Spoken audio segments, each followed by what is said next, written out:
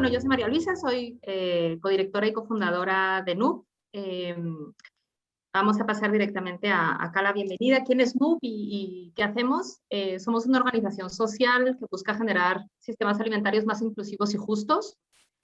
Y esto tiene que ver con el generar oportunidades de acceso a mercado para productores de pequeña escala, y implica estar trabajando con distintos actores de las cadenas de valor. Entonces, trabajamos sí con grupos de productores, con otras ONGs que están tal vez en campo, pues apoyando a los productores en su organización, en tal vez la mejora de prácticas agronómicas y similar.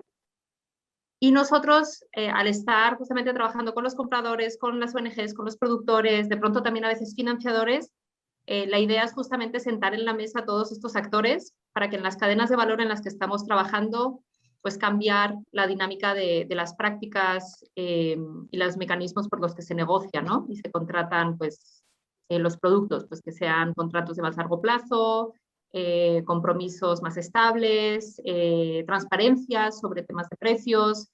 Todos pueden ser como una serie de dependiendo de la cadena de valor, pues pueden ser distintas cosas las que vamos a estar trabajando tanto con productores, ONGs como compradores, ¿no?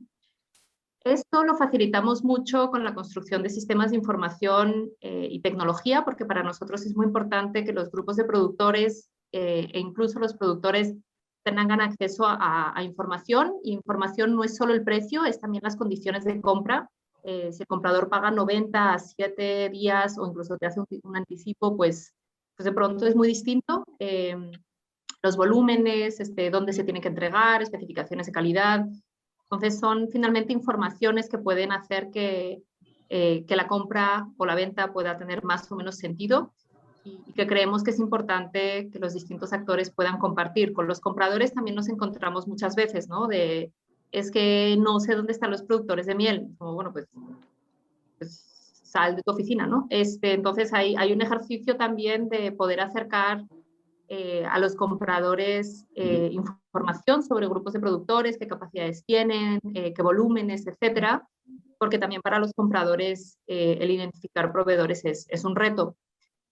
Somos una organización joven, tenemos 5 años caminando, y hemos trabajado con compradores tan distantes y diferentes como puede ser Fairtrade Original, que es una marca que sale de las iniciativas de comercio justo en Holanda para comercializar productos que se venden en supermercados como salsas y similar. Quisieron desarrollar pues toda una gama de productos mexicanos y estuvimos trabajando con ellos en ayudar desde con las recetas hasta la identificación de productores y la maquila aquí en México y todo, hasta un Danone, o incluso pues otros como Walmart de pronto para frutas y verduras, o un Arca Tierra, que son modelos de agricultura apoyada por la comunidad, ¿no? Entonces, nosotros tratamos de trabajar con compradores diversos, porque al final también en función de los grupos de productores o de los cultivos, pues puede tener más o menos sentido, ¿no? Entonces, el objetivo del taller de hoy es acercarles y compartirles pues, los conocimientos, herramientas o experiencias de acceso a mercado que hemos tenido y en el trabajo de cadenas de valor. Esperamos que sean relevantes y concretas para ustedes y que les permitan definir una estrategia de acceso a mercado y tal vez los primeros pasos para llevarla a cabo.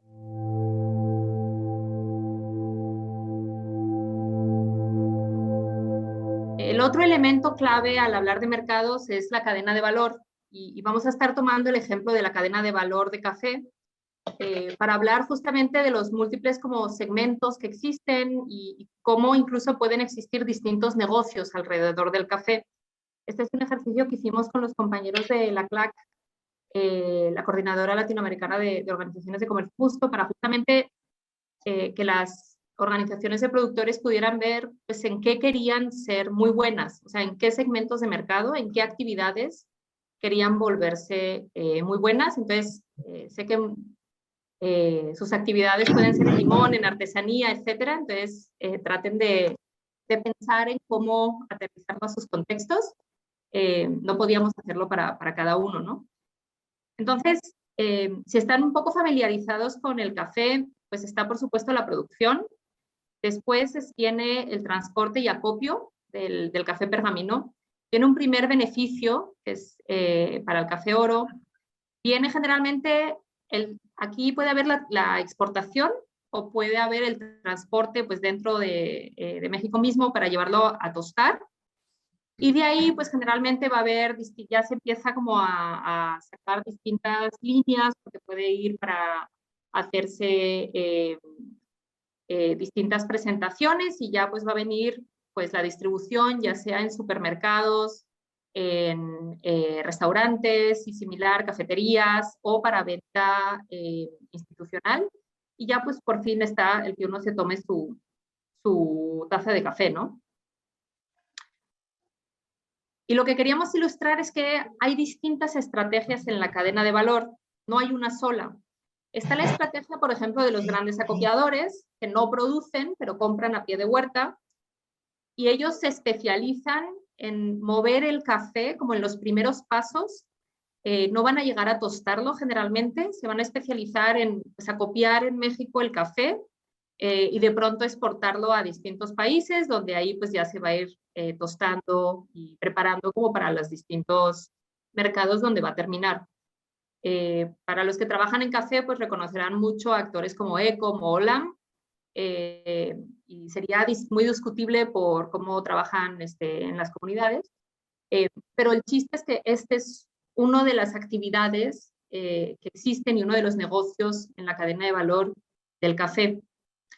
Hay otro que de nuevo reconocemos pues grandes marcas como puede ser un Nestlé, como puede ser un Starbucks. Ellos no van a comprar hasta el productor. Justamente ellos se empatan muy bien con el anterior y lo que hacen es comprar el café ya copiado, ya transportado, ya con un primer beneficio, etcétera, y se especializan en tostarlo y distribuirlo a pues muy grandes volúmenes y llegar hasta el consumidor final. Hay otros actores que van a trabajar pues a nivel como de tostadores, que van a entrar a comprar generalmente el café, pues no a pie de huerta, también van a trabajar con los grandes acopiadores y probablemente muchos de ellos no van hasta el consumo final, pero se quedan justo antes, ¿no? Y entonces le venden, por ejemplo, a cadenas de cafeterías o maquilan marcas de otros. Y este es como la tercera estrategia. Están otros que se enfocan en tener marcas ya directamente con el consumidor y entonces van a tener este trabajo pues a partir del tueste y hasta la venta final. Y tenemos algunos actores que como quieren dar trazabilidad, y aquí por ejemplo vemos un Capeltic, sí que van a tomar todas las actividades desde el productor hasta pues, la venta y el consumo final. Y aquí pues es todo el trabajo de manejar todos estos eslabones de la cadena de valor. Y por fin están otros que se especializan en brindar servicios muy específicos de maquila, de transporte, cosas así, pero pues no van a estar trabajando en toda la cadena de valor, solo en algunas cosas. Aquí lo que queríamos ilustrar con este ejercicio en torno al café es que aunque sea la misma cadena de valor, de manera simplificada, y aunque sean los mismos pasos, hay muchas maneras de abordarla. Hay los que se vuelven muy buenos en acopiar grandes volúmenes, hay los que se vuelven muy buenos en vender al consumidor final grandes volúmenes, pero no van a buscar hacerlo todo del principio al final. Hay los que buscan sí hacer como todo el trabajo de toda la cadena de valor para conseguir ofrecer trazabilidad. Y esto lo que para nosotros es importante es que muchas veces, por ejemplo, trabajando con cooperativas de café y también en otros cultivos, está la voluntad de hacerlo prácticamente todo de principio a final en la cadena. Y parte de la discusión tiene que ver con que tal vez ese es el sueño, pero hoy tal vez hay estrategias intermedias. Tal vez en un primer momento el propósito puede ser volverse muy bueno en los primeros pasos y poco a poco ir integrando los demás. O tal vez uno quiere volverse muy bueno solo en algunos aspectos y al final, aunque hay cooperativas que tal vez se puedan enfocar en comercializar café verde, pero si se vuelven muy buenas en comercializar café verde, puede ser una actividad muy interesante. Y después, con el tiempo, habrá que ir adquiriendo como otras capacidades, etcétera, para poder trabajar tal vez el tostado, otro tipo de distribución, otro tipo de mercados. Pero cada uno de estos, como cada uno de estos colores, estos 6 colores que están representados, son mercados distintos que tienen sus propias dinámicas, que tienen sus propias ventajas e inconvenientes, pero sobre todo cada uno de ellos va a requerir capacidades distintas. Y esto es lo que a nosotros nos parece más importante cuando trabajamos con grupos de productores, es cuáles son las capacidades que existen hoy y entonces en base a eso, qué tipo de mercados se pueden diferenciar y qué tipo de capacidades se pueden construir para que mañana tal vez otros sean posibles. Y la respuesta a qué mercado es mejor no es fácil.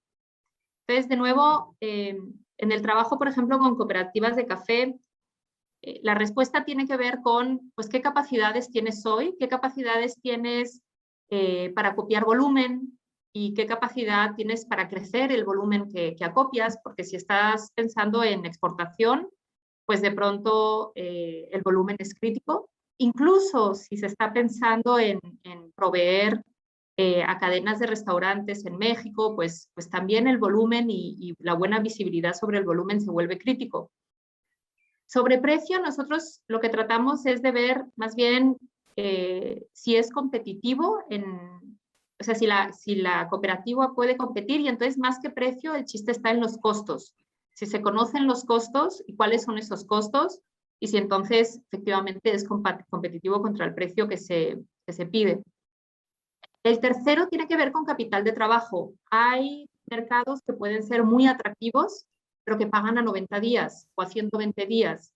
Entonces, si la cooperativa no tiene una buena capacidad o para tener capital de trabajo, ya sea propio, o para obtener capital de trabajo de una financiadora, pues esperar esos 90 o 120 días o más, y me puedo imaginar que en el caso de los que trabajan artesanías puede ser incluso más, pues entonces se vuelve tremendamente cuesta arriba. En ese caso, tal vez ese mercado que ofrecía tal vez un precio más alto, pues si uno integra ese factor, puede ser que ese mercado se vuelva imposible, ¿no? Porque es imposible pues lograr hacer un pedido o porque se vuelve pues extremadamente demandante. Entonces, el tema de los plazos de pago y el capital de trabajo también es un factor importante. Después está todo el tema de capacidad técnica y volviendo al caso del agro, pues va a ser para dar el seguimiento en las parcelas, asegurar que no hay productos prohibidos, toda la capacidad también que tiene que ver con la operación de la misma cooperativa, ¿no? Los seguimientos de inventarios, etcétera, pues qué capacidad existe. Porque de nuevo, si vamos a estar trabajando pues mercados de microlotes, esa capacidad tiene que ser altísima. Si se está trabajando mercado de café verde con grandes acopiadores, pues de pronto es menos demandante. Todo el trabajo de logística y distribución, y aquí es donde vemos que muchísimas iniciativas que hemos visto pueden patinar. En el mundo de café nos hemos encontrado, por ejemplo, con iniciativas que buscan vender a cafeterías independientes en la Ciudad de México. Ok, eso está muy bien y de hecho el consumo de café en México está creciendo mucho, entonces es una idea muy buena, pero eso implica que entender cómo compran esas cafeterías. Las cafeterías independientes lo que tienen es una persona que todos los martes, o bueno, un día de la semana, vamos a decir martes, pasa por ahí y entonces les dice cuánto café quieres que te deje esta semana. Y entonces en función, no, pues esta semana tanto. Y lo que necesitan, como no tienen espacio para tener inventario en la cafetería, o sea, no tienen una sala donde guardar el café, lo que necesitan literal es casi al día a día. Y si el viernes por casualidad se me acabó el café, te voy a llamar para que vengas a entregarme más. Si la cooperativa está mandando el café desde Chiapas, pues esto se vuelve imposible, es inmanejable. Nos hemos encontrado también con cadenas de cafeterías que te piden tener un inventario de un mes, el equivalente de un mes, en la Ciudad de México. Y lo mismo para Monterrey, para las distintas ciudades donde tengan sus cafeterías. Te dicen, mira, yo cada semana quiero 100 kilos, pero te pido que por favor tengas un mes de inventario para mí, por si acaso tengo picos de demanda, pero pues ese inventario te lo pagan solo cuando lo hayas vendido, ¿no? Entonces implica que uno, tengas un lugar donde tengas el inventario, dos, estés dando seguimiento a este inventario. Entonces, de nuevo, este tema de logística y distribución, nosotros ahí es donde vemos muchas veces que se puede volver un poquito más complejo de lo que parece inicialmente. El tema de servicio a cliente y ventas también es uno que hemos visto complejo. Un ejemplo que a mí me parece siempre ilustrador es ver que si yo tomo una empresa como Danone, ¿no? Que vende yogures, y veo lo que Danone se gasta en un año entre toda la empresa, más de 60% de su gasto es de mercadotecnia y distribución y ventas. Es decir, de cada 100 pesos que se gasta la empresa, 60 son para ver cómo llegar a mi consumidor, ya sea con mercadotecnia, con anuncios, ya sea con su distribución, para asegurar que a la tienda a la que yo vaya, a la tiendita a la que yo vaya, encuentre su producto. La mayor parte de cooperativas de productores, al menos agrícolas con las que nosotros hemos trabajado, el presupuesto o lo que el equipo asignado para la parte de ventas suele ser pues algo de tiempo del presidente de la cooperativa, pero algo del tiempo, ni siquiera, no es todo el día, es algo de tiempo, repito. Y luego ya si hablamos de servicio al cliente, lo hemos visto muchas veces de cooperativas que empiezan a comercializar con cafeterías, etcétera, y la cafetería, pues durante 3 días no consigue contactar a la cooperativa porque pues tiene poca red telefónica, tiene poca, pues sí, no hay un proceso, digamos, para poder contactarlos al menos en algún momento del día.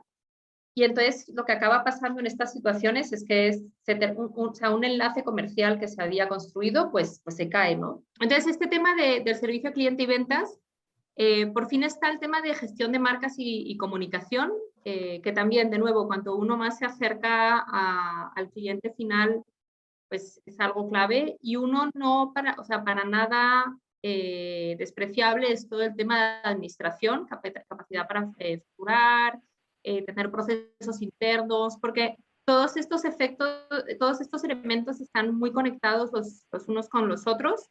Y, por ejemplo, la administración puede ser clave para conseguir un financiamiento, ¿no? Entonces, y el financiamiento entonces puede ser clave para ese mercado que me pagaba ciento de no sé cuántos días.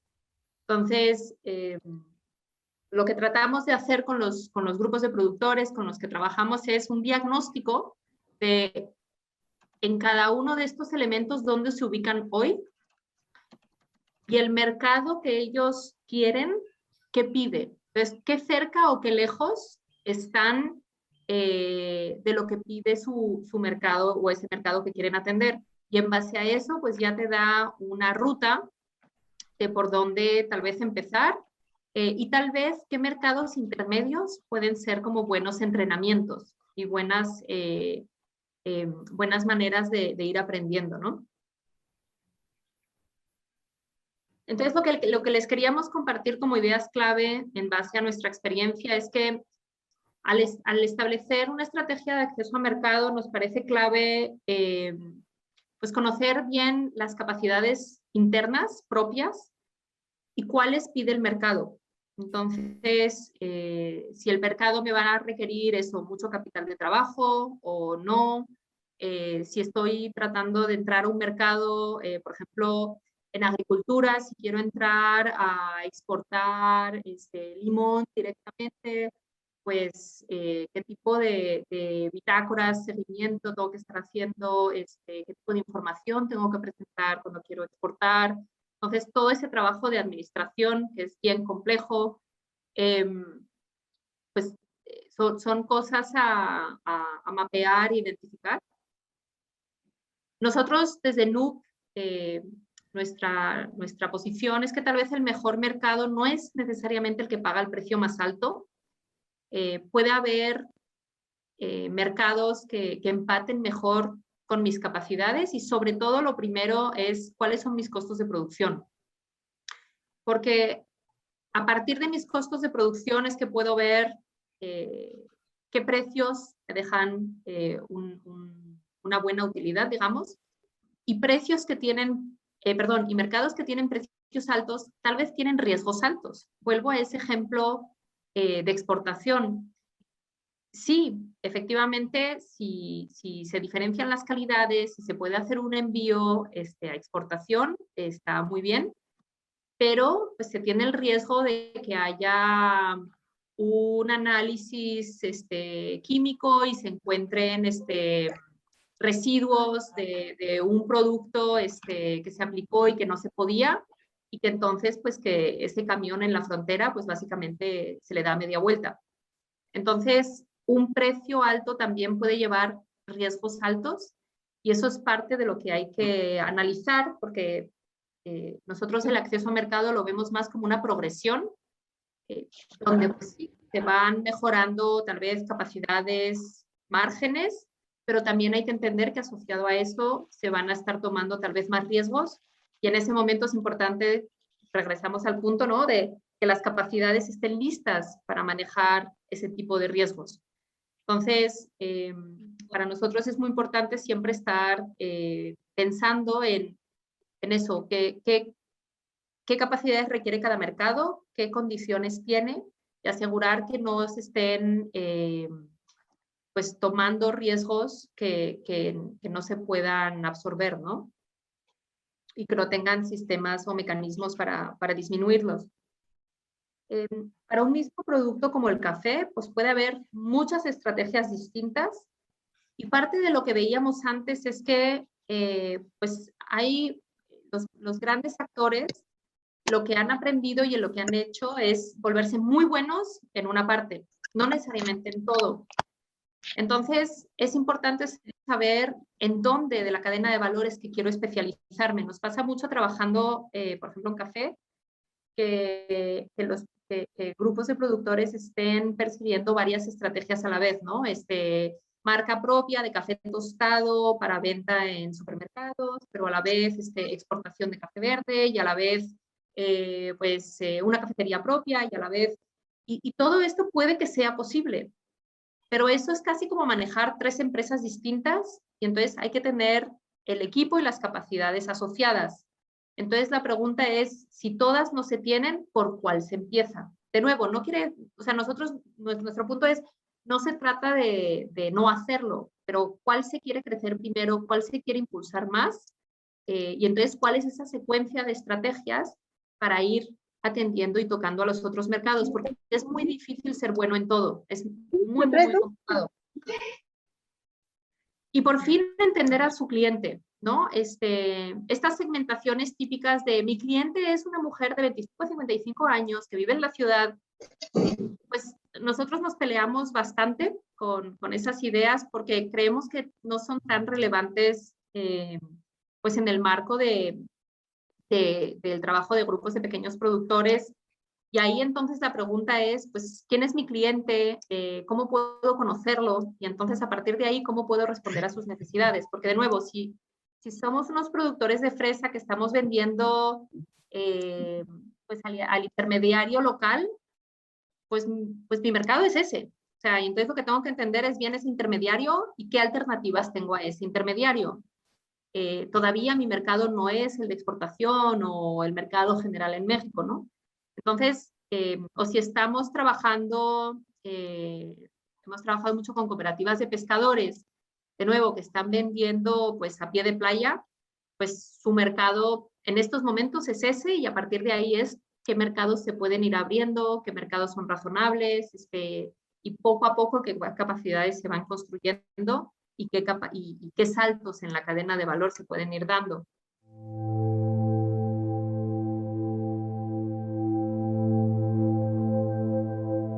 Y aquí ya vamos a entrar como en el gordo del día. Espero que todos tengáis papel a mano, e idealmente 2 plumas de los 2 colores, de los colores que sean. Y lo que queremos trabajar es empezar a aterrizar un poquito más sobre quién es tu cliente.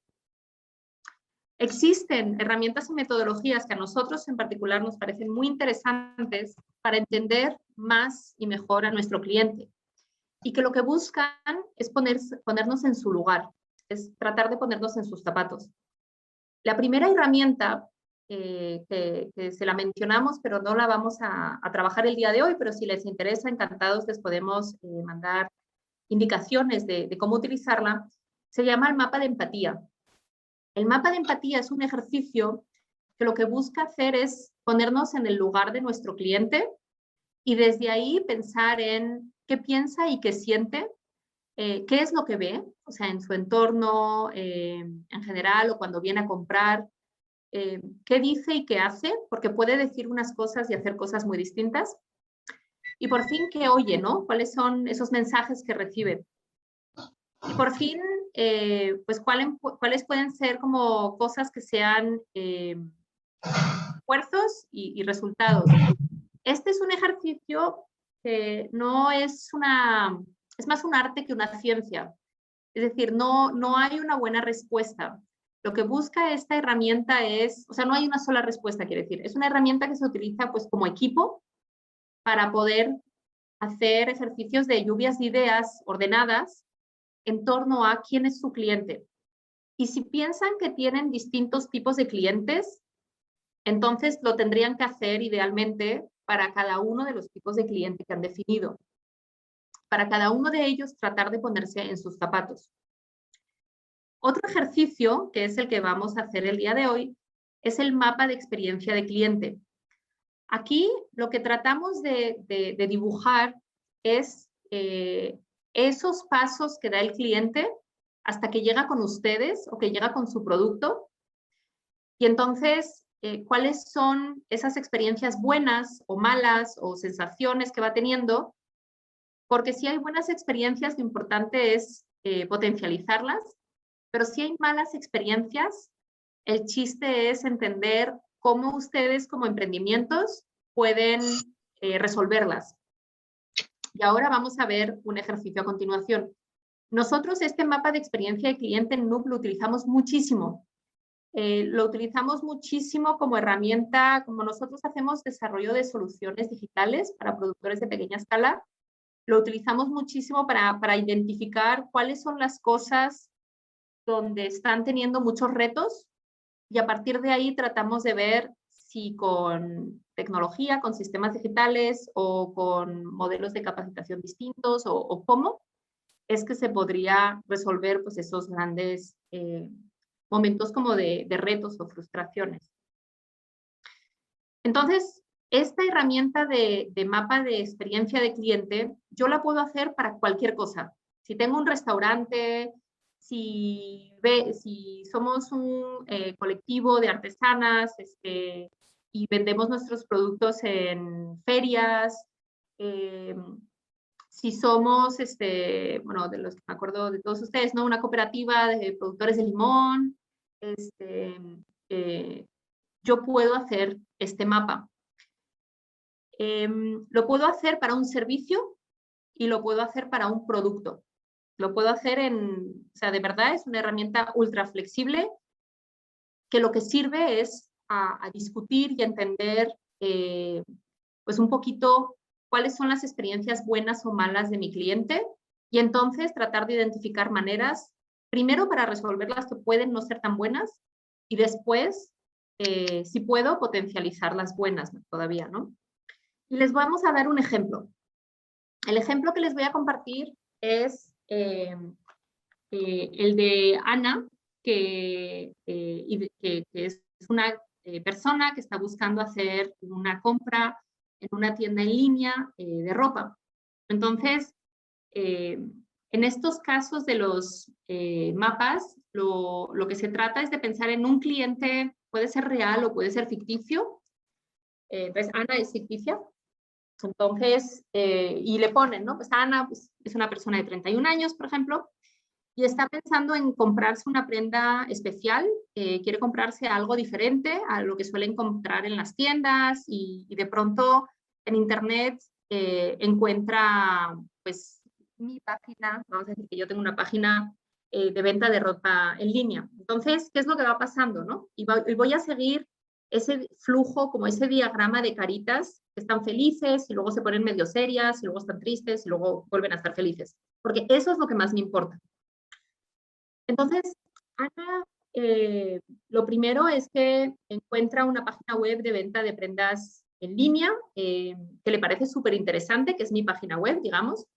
Y entonces en ese momento Ana está pensando, uy, me encanta esta colección de esta página y pues tal vez lo primero es que se pregunta si es confiable, ¿no? O sea, si hago una compra en línea en esta página que nunca la he visto en mi vida, pues puedo confiar en que me va a llegar y todo. Y entonces de momento está súper contenta. Ahí después se pone a buscar dentro de mi página web y poco a poco, pues como que empieza a ver, pues que el menú no está muy claro y entonces no encuentra dónde está la ropa de mujer y no entiende bien cómo buscar si hay talla o no hay talla, o no entiende bien cómo buscar dentro de la ropa de mujer, pues entre ropa de invierno y ropa de verano. Entonces ahí como que se frustra un poquito. Después, ya cuando lo entiende, porque no estaba muy claro, pero ya por fin lo entiende, y entonces selecciona y filtra los artículos que le interesa, pero de pronto como que se encuentra con que la página está un poquito complicada, no sabe bien, dice, oye, las tallas tal vez no me funcionan, podré devolverlo si no funciona. Entonces, ahí como que ella de pronto puede empezar a frustrarse un poco o a desanimarse, ¿no? ¿Qué pasa si salgo de la página, se va a guardar lo que ya encontré o no? O sea, está como con un poco de dudas sobre cómo funciona, pero ya encuentra la función de añadir al carrito y entonces ahí ya vuelve a animarse y dice, ah, vale, ya lo entendí. Y entonces a partir de ahí, pues va poniendo su orden de compra, lo que le interesa. Y ahí es donde empieza a hacerse otras preguntas, ¿no? De cómo funcionará el envío, será gratuito o tendré que pagar. Si compro muchos artículos, de pronto el envío será gratuito. O sea, en ese momento empieza a hacerse todas estas preguntas. Y puede que después, cuando llegue el pago, pues de pronto pues se empieza a hacer preguntas sobre si se puede pagar en efectivo o qué tipo de sistemas de pago acepta la página y por fin encuentra todo lo que necesita y ya después pues se queda con estas preguntas de, oye, si no me queda bien, ¿lo podré devolver? O no sé si tal vez hay un límite de tiempo para devolver, o tal vez si lo puedo cambiar por otra prenda igual o no. Entonces, son cosas donde se va, pues ella va pensando, ¿no? A lo largo de toda su experiencia. Y aquí lo que es importante es que en cada uno de los momentos yo puedo ir identificando cosas que pueden frustrar a mi cliente o que la pueden entusiasmar. Y luego, por otra parte, lo que puedo ir mapeando es qué oportunidades tengo de mejora. Si sé que, por ejemplo, la búsqueda está muy complicada, yo si, por ejemplo, tengo una página web de venta de ropa en línea, yo puedo tener un sistema que me va diciendo cada persona que entra en la página web cómo navega, ¿no? A dónde le va dando clic para ir moviéndose dentro de la página web. Y puede que yo vea, haciendo eso, viendo cómo la gente usa mi web, que la verdad, cuando gente llega a la página con el catálogo de productos, de ahí se salen, o sea, se van, los pierdo. Entonces, si yo veo que en el momento de la búsqueda la gente se desespera porque no funciona bien, no está claro y se salen, o las fotos no están bonitas, cosas así, pues yo ya sé que aquí, donde tengo que es como el valle donde se cae todo, pues ahí es donde tengo o sea, si hay algo que necesito mejorar es eso, sin lugar a duda. Al hacer este ejercicio, pues por supuesto que yo antes de hacerlo pensaba que mi página web estaba perfecta y que mis clientes lo encontraban todo, porque por supuesto, ¿no? Ese era mi punto de partida yo como empresa. Al hacer este ejercicio lo que puedo encontrar son cosas que yo no vi, porque no estoy en los pies del cliente, estoy en los pies pues, del que vende, ¿verdad? Y a partir de ahí puedo empezar a identificar, pues, en qué cosas puedo mejorar, en qué cosas puedo cambiar la página web o poner mensajes que expliquen, o son eso, distintos mecanismos para pues asegurar que esos momentos que se vuelven más difíciles para mi cliente se simplifican. Y este ejemplo de la página web pues puede aplicar si tengo una tienda física, pues por supuesto, ¿no? La gente entra, tal vez de 5 personas que entran, 2 se van y no compran nada, o tal vez otras sí, ¿qué compran? ¿Por qué? Y ahí, o lo mismo si se vende en ferias, o lo mismo si se vende a alguien que a su vez es quien va a vender a las ferias, ¿no? Entonces, ir entendiendo bien ese cliente y qué cosas son importantes para ese cliente, en qué momentos se puede frustrar o en qué momentos puede estar contento, es muy, muy, muy importante, porque algo que es como clave en todo lo que es acceso a mercados, mercadotecnia, es conseguir un nuevo cliente es muchísimo más caro que hacer una venta a un cliente que ya está interesado. Y en muchos casos, digo, depende de cada negocio, pero en muchos casos también es más barato mantener un cliente que conseguir un cliente nuevo. Entonces, al final, conseguir un cliente es la cosa más difícil siempre. Y de ahí, entonces, lo importante de asegurar que estamos pensando no solo en nuestra propia experiencia como vendedor, sino en la experiencia que el cliente tiene conmigo.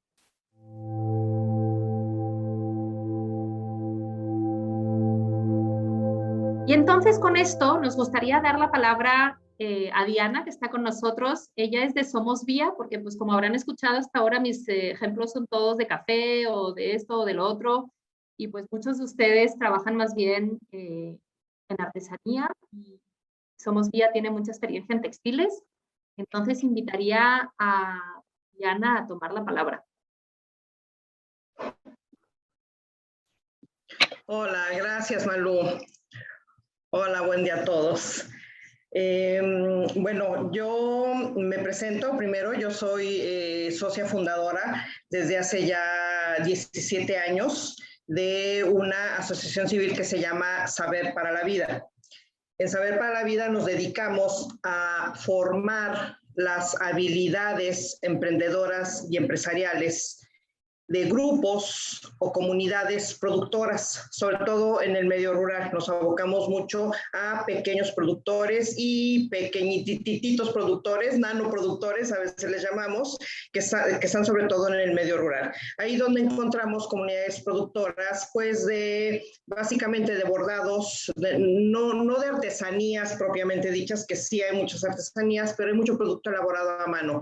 Y sobre todo temas que tienen que ver con los textiles, como ya bien comentaba Malú, comunidades que bordan, que se dedican a la costura, que hacen todo este tipo de cosas, de textiles y de telar, de cintura, por ejemplo. Y también pues ahí hemos encontrado pues muchas comunidades productoras o artesanas que de manera aislada se dedican a hacer pues algún tipo de alimento, de comidas, de conservas, aunque no tenemos ahí nuestro expertise, pero sí hemos trabajado también con productoras de alimentos. Entonces, como decía, hace 17 años fundamos esta Saber para la Vida, que es donde nos dedicamos a la capacitación, a esta formación de habilidades emprendedoras y empresariales. Ya cuando fuimos viendo con el paso del tiempo que íbamos dejando comunidades formadas, íbamos dejando comunidades que las invitábamos, que las llevábamos a que diseñaran productos nuevos, y que nos quedábamos con productos, nos quedábamos con colecciones de productos diseñadas y que no había manera de sacarlas, de darles salida al mercado. En ese entonces, y esto fue hace 5 años, hace 4 años. En ese entonces es que creamos Somos Vía.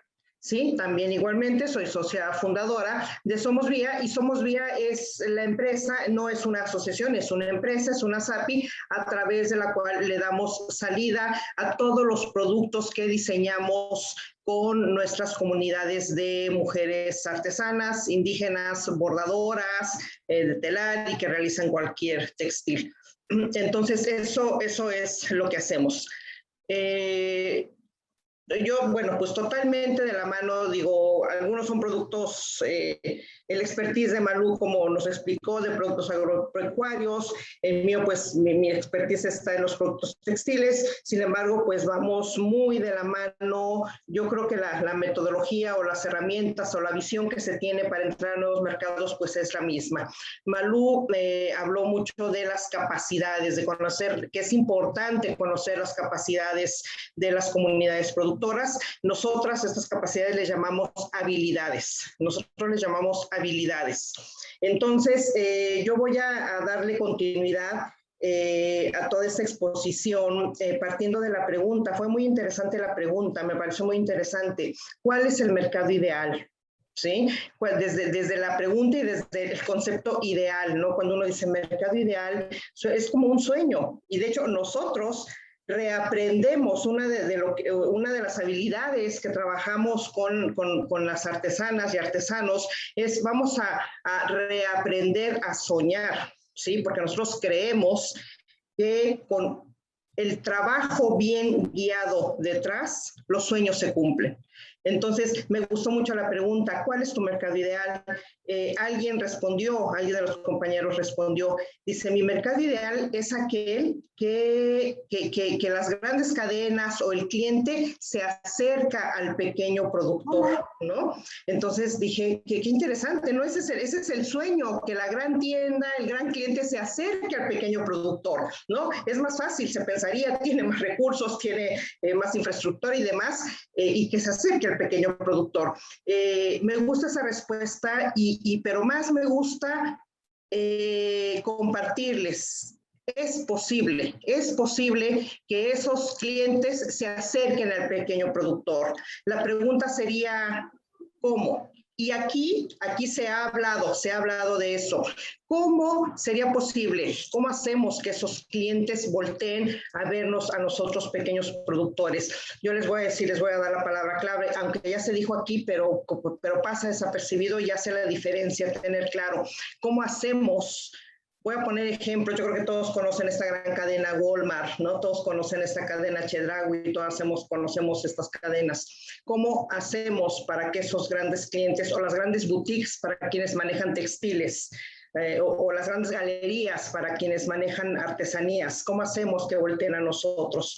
La respuesta pudiera parecer sencilla y es sencilla, pero fíjense nada más. Voltean a nosotros cuando nosotros como productores les resolvemos una necesidad. ¿Sí? Por favor, apúntenlo por ahí, porque de ahí arranca todo un proceso creativo. Y la pregunta es, ¿los productos que yo estoy generando en este momento resuelven una necesidad? Seguramente sí. ¿Qué necesidad resuelve ese producto que yo estoy ofreciendo? ¿Sí? Esa pregunta es básica porque esa es la manera que nosotros vamos a tener de llamar la atención de nuestros clientes, y ahora yo le sumo, antes decía de nuestros clientes a secas, hoy voy a decir de nuestros clientes ideales. Malú, le voy a sumar eso a mi discurso, el cliente ideal. Nosotros le llamamos pues el sueño, pero es el cliente ideal, resolviendo necesidades, ¿sí? Y nosotros desde hace 17 años, bueno, ¿y cómo resolvemos esas necesidades? Nosotros desde hace 17 años le apostamos, y permítanme la palabra, le apostamos a crear mercados diferentes, ¿Cómo? Conectando mis habilidades o mis capacidades, conectándolas con el producto que vamos a ofrecer, ¿sí? Entonces, hace 17 años fue una apuesta. Hoy sabemos que ese es el camino, ¿sí? Hoy sabemos, porque lo hemos probado y porque hemos tenido éxito, sabemos que ese es el camino. Crear un mercado nuevo, desde crear nuevos productos Productos nuevos desde las habilidades, ese es el reto. Malú, por favor, la primera lámina, esta creo que es la segunda, esta, muy bien, muy bien. Ahí tenemos el título, crear el mercado, mis habilidades conectadas o mis capacidades conectadas con lo que ofrecemos. ¿Qué es esto? Conocer mis habilidades y las del grupo productor al que pertenezco. Nosotros las habilidades las dividimos en 3 tipos de habilidades. Habilidades emocionales, habilidades de coordinación, habilidades técnicas. Nosotros enseñamos las habilidades de negocio, ¿sí? Pero para poder llegar a una comunidad a enseñar habilidades de negocio, tiene que haber abajo una habilidad técnica. Nosotros le llamamos habilidad técnica, Malú y todas las otras organizaciones les llaman capacidades, pero para nosotros es la habilidad técnica. ¿Qué queremos decir con esto? Pues comunidades que bordan con hilo, comunidades que bordan con Shakira, comunidades que cosen a máquina, comunidades que cosen a mano, comunidades que hacen patrones o que hacen moldes. Esa es la habilidad técnica. Comunidad que hace conservas, ¿no? Comunidad que hace chiles, comunidad que hace mermeladas, comunidad, esa es la habilidad técnica y es sobre la que no, porque nosotros hacemos que de esa habilidad técnica se haga un negocio, se haga un proyecto de vida para las comunidades en las que intervenimos. Entonces, para ello, la siguiente, por favor, la siguiente lámina, Marucita querida, muy bien. Para eso nosotros, la idea es nosotros desatar un proceso creativo para crear nuevos productos, ¿sí? Partiendo de las habilidades que tenemos, ¿sí? No es que de repente, pues llego a comunidades textiles y yo digo, ¿qué creen? Que descubrí que la fresa es lo que deja dinero y ahora vamos a cultivar fresa. No, es desde las habilidades que tenemos. De ahí desatamos el proceso creativo, ¿no? Crear nuevos productos innovadores, productos con mucho valor agregado, para que sean productos que nos pueden comprar y que son atractivos y que resuelven necesidades de los mercados urbanos con alto poder adquisitivo a quien nosotros vamos dirigidos, ¿sí? Ese es nuestro foco. Para desatar ese proceso creativo, nosotros tenemos varias herramientas. Aquí, por ejemplo, les estoy mostrando 3 herramientas de todo el proceso formativo. Estas son las primeras 3 herramientas con las que desatamos ese proceso creativo. Hoy solo vamos a ver una, porque nosotros con esa sola herramienta logramos el resultado que a continuación van a ver. Entonces, estoy hablando mis habilidades, desde mis mismas habilidades, bordar o coser o cocinar mermeladas, nuevos productos y o servicios. ¿Cómo hacemos esto? Con mis habilidades, pensando en diferentes tipos de clientes. Ese es el ejercicio 1. O el ejercicio 2, mi producto en diferentes lugares, ¿sí? O mi producto integrado en una colección o combinado con otros materiales, ¿sí? Estos son ejercicios y muy sencillos, ¿eh? De verdad, créanme, muy sencillos. Sí, pero pues que tienen esta lógica y que tenemos que aprender a hacer las preguntas correctas, voy a decirlo así, para obtener los caminos correctos. Como esto que les decía, ¿su producto resuelve una necesidad? ¿Sí o no? Y después, ¿qué necesidad resuelve?